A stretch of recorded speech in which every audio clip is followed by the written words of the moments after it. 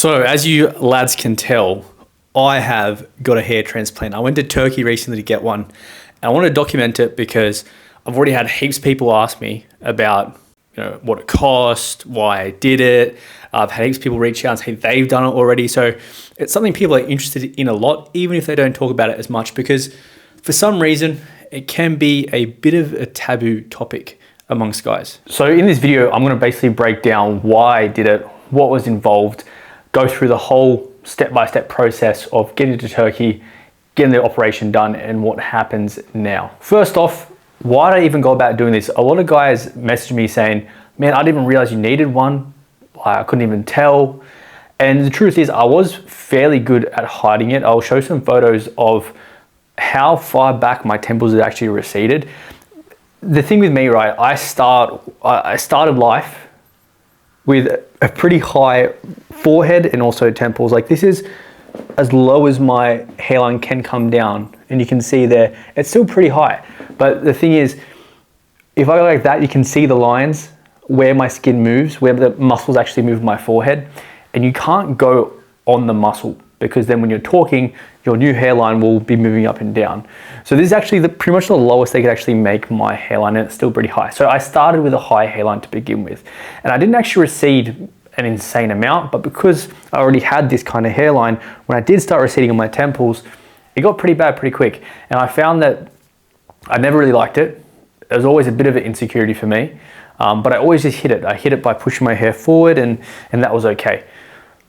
But I noticed that over time, it started to become a lot more difficult to hide it. I'd have to use more kind of like product, like volumizing products. My hair was started to thin a bit. Had to get my hair cut in a very specific way, and that led to me going to the hairdressers and having to, if I got a new hairdresser, being stressed they couldn't do it right, because I had to keep some parts long, some parts short, and it just became more of a stress. You start to worry when it's really windy, or whatever, if your hair gets really wet, like that's showing more. These are things that no matter how insecure you are or not, you're always going to have in the back of your mind. And it got to the point where I'm like, it's just not fucking worth it. It's not worth stressing about it. Like, to be fair, when I was around my friends, my partner, my family, I didn't really care all that much, to be honest. Like, I didn't really think they'd judge me, but it's just one of those things, you just don't feel that great. And it's also kind of shit to be constantly hiding something. And I didn't like the idea I was always hiding something in my hairline. So I was like, you know what, it's not worth it. It's just fucking hair. I was either going to shave it or go Turkey.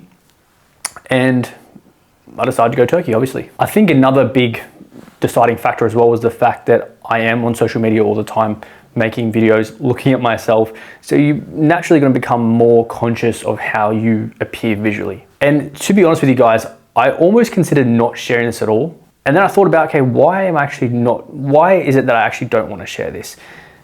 And why is it that so many guys in general tend to keep this under wraps? Because I was surprised about how many guys messaged me on Instagram saying that they got the same thing done, but didn't tell anyone. And I thought about it, and I was like, why do I feel kind of shameful about getting this done? Even though it's a very kind of chill, very common procedure. And I think in a way, as a guy, if you are to get it done, it's like you're admitting that you care about the perceptions of other people. And that's almost like a sign of weakness. But at the same time, we're fucking human. Who doesn't care about how you're perceived? Who doesn't want to feel confident? Who doesn't want to look good, right? And especially as a guy, your hair and your hairline does play a big part into your overall look, I think. So I thought about it, and I'm like, I'd rather be genuine. I know so many people that are getting this done. It shouldn't be taboo, I don't think, anyway. And I was like, fuck it. I'm going to share my story because, it might be interesting for some people. I also think part of the reason why I was a bit in two minds, because I questioned whether doing so, getting a hair transplant, was in line with the type of message that I wanted to kind of spread or live out as a coach. I questioned whether I should be accepting of myself more, not be kind of so shallow almost. It kind of some of the thoughts I had in my mind. But I thought about it, and I'm like, it's just fucking hair. It's not that deep. If you want to get it done, just get it done. So that's what I did. So anyway, now that that is out of the way, the fun part, how did I actually go about getting it done? What was the cost? What was the procedure like? So first off, the cost of getting this done in Turkey is significantly cheaper than getting it done here in Australia. Mine's a bit of a strange one because I paid around 5.5 thousand Australian dollars all up, but I got a bit of a discount for a referral, but I also paid a little bit more for staying a few extra nights in the hotel, bringing my partner along, that kind of thing. So I think overall probably would have been around, 6,000 Australian dollars, which is really cheap compared to a similar job in Sydney. I would have paid at least $15,000, maybe $20,000. So I arrived to Turkey and immediately we were greeted by a driver. We were basically transported everywhere, to all the appointments, to hotels, to and from the airport by the transplant company themselves, which is really cool.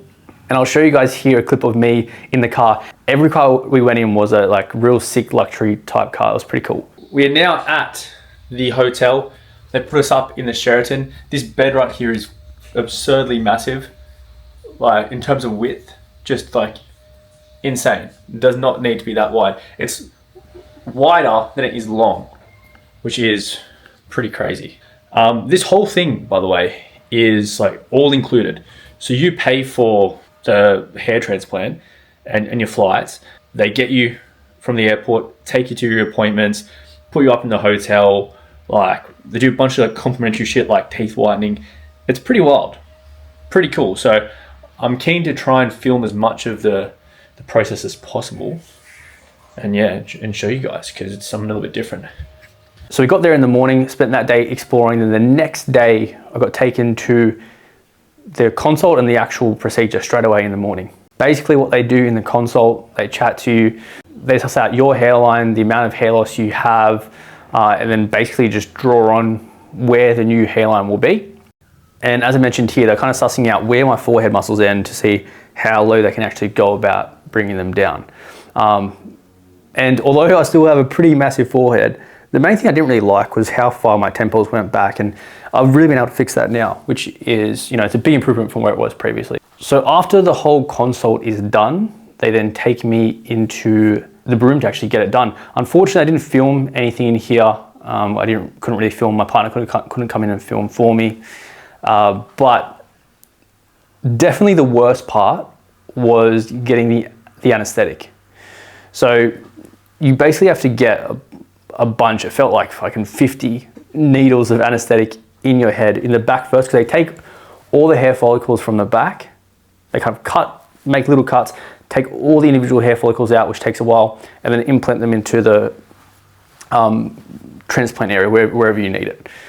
And they first numb the whole back when they do that part, and these needles hurt, man. It was a lot worse than I thought it was gonna be, but once that's done, it's numb, and they can just get to work, and you don't really feel it. You can feel them doing something, but it doesn't hurt at all. And that's done, and they have to needle the front of your head. Needling the front definitely didn't hurt as much as the back, but it still really hurt. Definitely the worst part of it. But you just grit your teeth and get through it, and then after that's done, you don't feel it. Then they just take time putting all the kind of extracted hair follicles into the front here, making these grafts. All up, I got 3,500 grafts, which is a medium, moderate amount. Guys definitely get more, but some guys get less as well. The most dense areas were definitely my corners here. All up for me, I think it went from around 9:30 to 2 o'clock in the afternoon. So fairly extensive. I remember getting up after, I was pretty dizzy and pretty out of it, just from, I think, partly due to maybe my body was in a bit of shock. But potentially also the medication they gave me, painkillers and stuff. So that was fairly long. And then I went home, chilled, I was pretty tired. And the next day, or the day after that, because next day was a Sunday, so they couldn't take me. But on the Monday, they took me to a hyperbaric chamber for a couple of hours, which is pretty boring, but it's supposed to improve and kind of accelerate the healing process.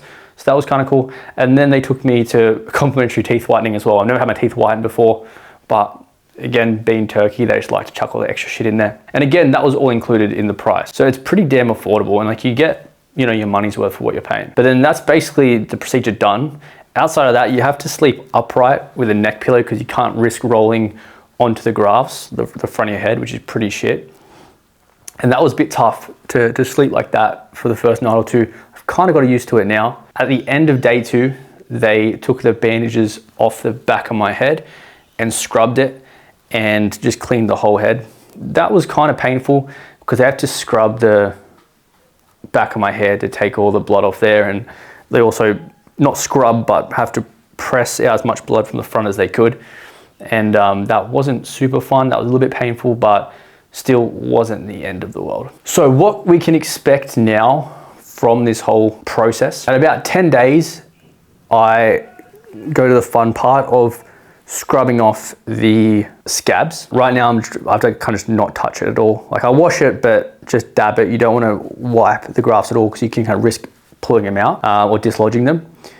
So at 10 days I can scrub them off, which would be cool, and I should have new hairs there. But at about a month in, those new hairs will all shed. You get into the shedding phase, and it happens from like over the first couple months, and then you kind of go backwards, and a lot of people kind of say that it feels like it hasn't worked, but this is normal. And then from about 3 to 4 months, your new hairs should start growing, and then you get the maximum result after like 10 to 12 months, from what I understand. So it's a bit of a long process, and if you are going to commit to something like this, you have to accept that you will be on some sort of medication if you don't want your balding to get worse, because they've implanted here. But if you're prone to balding even further back, that will still happen. The new implanted hairs, they will be kind of immune to DHT because they're from these areas here, which tend to be immune to DHT, not sensitive to DHT. But you're going to want to take something to prevent it getting even worse. Common ones are like finasteride, dutasteride as well. Minoxidil is also popular, but there's also other peptides and stuff that you can take. They all come with their downsides and side effects, so you have to make your own decisions whether that's worth it for you. And for now, I haven't started anything, but I will, and we'll just see how it goes from there. Overall though, I'm glad I did it. I'm keen to see how the results come up and show. I'm also probably going to do an update like later down the track, maybe like a 6-month or a 12-month update, so we can compare to now and see the before and afters, which I think will be pretty cool. So appreciate you guys for watching. I know this is a bit of a different one. If you guys have any questions around the hair transplant or any thoughts, comments, feel free to leave them below. But apart from that, thank you guys as always. Have a great day.